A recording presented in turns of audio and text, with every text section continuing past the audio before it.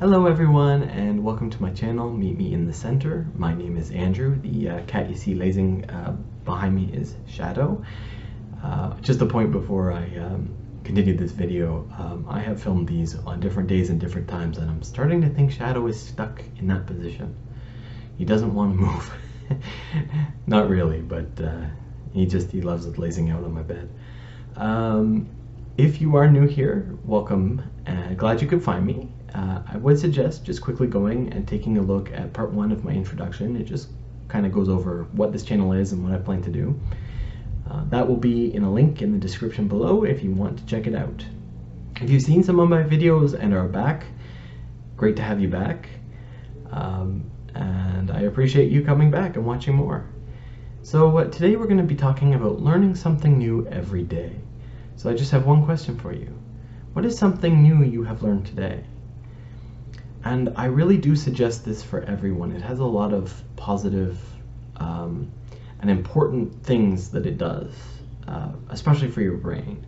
So first of all, it keeps your mind engaged in the moment. I know right now for a lot of people it's a very stressful time, and it's very easy to fall into like these thinking traps, as I call them. So like, for instance, you think about the past and mistakes you've made in the past and you just ruminate over that, or you play the what if game, which is like, oh, I'm supposed to go and do this, but what if this happens, and what if I do this, and what if, to the point where you're almost paralyzed and don't want to do anything. This is one of the ways I actually combat those things. It does help keep me more centered and in the moment. The last thing you want is to not live your life in the moment. It also helps give new perspectives on the world around you. The more information you know, maybe the more connections you'll see between certain things. It also helps train your brain for hard challenges, and it may give you information that could help you in the future. Whether that's maybe you're doing some type of trivia quiz, or maybe you've learned how to measure and cut wood properly. There are some things obviously where that doesn't make much sense. Unless there's an asteroid that hits the Earth, maybe learning about the extinction of the dinosaurs won't help you, but then again, you never know. And most importantly, it exercises your brain, and it keeps pathways active in your brain. A lot of people think that it's just their body they need to exercise. You also need to exercise your brain. And when I'm talking about learning something new every day, it doesn't have to be an entire subject. So I'll use this as an example. Like, instead of learning ancient Egypt in its entirety, maybe you learn about one person in ancient Egypt, say like a couple facts about Cleopatra that you didn't know before. Or maybe you learn about the pyramids, or whatever, just a specific area within a topic that interests you. And it should interest you. This shouldn't be a task or a chore that you do every day. This should be something you want to do. I have been doing this now for over 6 years at this point, and I actually am excited when I find something that I'm like, oh yeah, I really want to learn more about that. So how do I find that topic that I want to learn more about? Generally what happens is I might see something in my daily life. I don't watch or read the news much anymore, but occasionally I do, and maybe something in there pops up that I'm like, oh, I don't know much about that, I should learn about it. Or it may just be that I stumble across something as I'm on YouTube, or as I'm just walking. Maybe I see a sign about something, and I'll just take a note of it if I can't look it up right then, and then later I'll come back and I'll learn about it. It doesn't have to even be long, like maybe 5-10 minutes. That's it. You have 24 hours in a day. Can you not sacrifice 5 minutes? I know we are all very busy, but the amount of time we waste in a day is amazing if you actually stop and look at how much time is being wasted. So maybe instead of scrolling through random TikTok or YouTube videos for 5 minutes, maybe just learn about something. And even, by the way, when I'm learning something, even if it's something I already know about, I guarantee that there's nothing I know about that I know everything about. It is one of the interesting paradoxes about learning, and I'm going to get into that paradox specifically in a second. I did come across some fun paradoxes while making this video. The first one is the learning paradox. Basically, what the learning paradox says is that in order to learn something, you have to know about it. So Socrates has a very famous quote, and it goes as follows: "A man cannot search either for what he knows or for what he doesn't know. He cannot search for what he knows, since he knows it. There is no need to search, nor for what he does not know, for he does not know what to look for." End quote. Now, I think one part of this is very true. There's no way to learn about something if you don't know about it in the first place. You have to be able to know about it to search it. I think the point that he makes about how he cannot search for something he knows because he already knows it, I think the only argument I would have to that is that I believe there are levels to learning, like there are levels basically to everything. So you may just come across something randomly. Well, you've just learned about that in that moment, but it's a very basic, on the surface level knowledge of it, whereas you can then start to learn much more. But the other part of it is very true, where you have to know about something in order to learn about it. So you have to already have learned about it to learn about it, essentially. And the second one is I've seen it referred to as a couple different things. I've always known it as the wisdom paradox. Albert Einstein has a great quote about this, and the quote is, "The more I learn, the more I realize how much I don't know." End quote. So basically, as you're learning, you realize how much more there is to learn. And I mean, you can take that on a couple different scales. So you can be talking about just one particular topic, or you can be talking about just everything in general. I think even if you asked Albert Einstein, especially with this quote, how much he knew about physics, he would probably say, "I know a lot, but there's way more that I don't know." There's much more to learn, essentially. And actually, I think that this is a very interesting way of finding who the real experts are when it comes to different things. I've actually used this a couple times when I've needed expertise on something. I'll ask a couple questions that kind of points me towards, those who actually may know more and those who may know less. Now, obviously, if you're asking for an expert and you're like kind of interviewing them, they're going to be like, yes, I know everything, I'm a great expert. But there are some questions I think you can ask them that kind of show, oh no, like I don't know everything, but I know a lot. And if someone is willing to admit that, I generally think they're more wise, and I would trust their expertise more than someone who just constantly is like, I know everything, because I think that's founded in ignorance. And I have a good example of this. And so many years back, I used to watch the First Amendment audit videos that are on YouTube. You can check them out, take a look. Everyone has an opinion on them. Some people think it's great, other people don't. I won't go into that right now.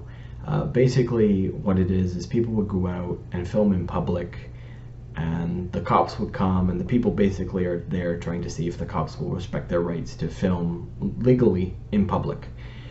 And what I found in a lot of videos is the cops always claimed that they were experts in the law. And I talked to a few people that work in law firms. One of them is a lawyer, and they said something very interesting to me about this. So lawyers take 3 years of law school after getting a post-secondary degree at a university. They then generally, most lawyers, not all of them obviously, but most of them choose a very specific section of law to work within. And they will work for years just in that one section. The one guy was telling me an example of a guy who basically had worked this one section of law for over 40 years. And I'm like, well, that guy must be an expert, right? And immediately he said, no, he would never claim he's an expert. And he actually knows very few lawyers that would ever claim that they're an expert, even though they've spent 1 year in this very specific law section. Because things change, information updates.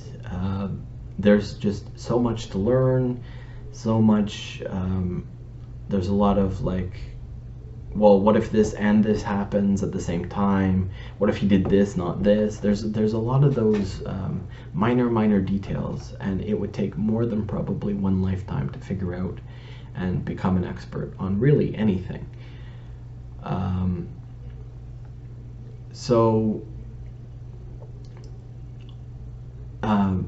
Cops, on the other hand, generally speaking, and they do some updated training during their time as cops as well, but to become a cop you have to take 6 months of training, and that's like everything to become a cop in 6 months. A small portion of that is law, and they are actually expected to learn the law on their own. I find it very interesting that the ones who know less are the ones who claim they know all of it, and the ones who know way more about it are the ones who claim they don't know anything or very little about it. Just before I wrap up this video, I'm going to talk about a few things that I've learned in the last couple of days, and they're all about time and time perspective. I think as humans we have a very weird vision of what time is and how long certain things are. So the first thing I learned was the length of time between the extinction of the T-Rex, or the Tyrannosaurus Rex, to now in 2022 is shorter than the length of time between the first Stegosaurus and the first Tyrannosaurus Rex. So a lot of people think, oh, you know, dinosaurs, they were around, but what they don't realize is that they were around for millions and millions of years, hundreds of millions of years. Incidentally, we as humans have only been around 300,000 years or so, approximately. So we kind of tend to clump things like that into like one thing, one topic, and not realize just how long there is. Another example of that, another great example of that, I've already talked about ancient Egypt a little bit.